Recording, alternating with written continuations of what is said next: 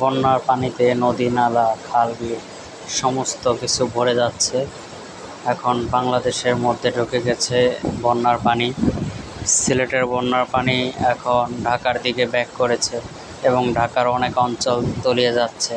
দেখেন নদীতে পানি ভরা একদম উপরে উঠে গেছে। আগের যে পানি আসছিল তার তুলনায় ব্যাপক পানি বৃদ্ধি পেয়েছে। রাস্তাঘাট যদি বাঁধ না থাকতো এতদিনে ঢাকা শহর তলিয়ে যেত।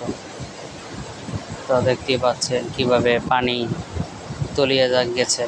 বন্যার পানি ঢাকার দিকে আগমন করেছে। তো এটা হচ্ছে ডেমরা নদী। এই নদী সব ভরপুর হয়ে গেছে। দেখতেই পাচ্ছেন কিভাবে পানিতে পুরো উপরে উঠে গেছে। দেখেন তো ভয়াবহ বন্যার পানির অবস্থা। সামনে আরও পানি বৃদ্ধি পেতে পারে। তো দোয়া প্রার্থনা করুন সবাই। খোদা হাফেজ, ভালো থাকবেন।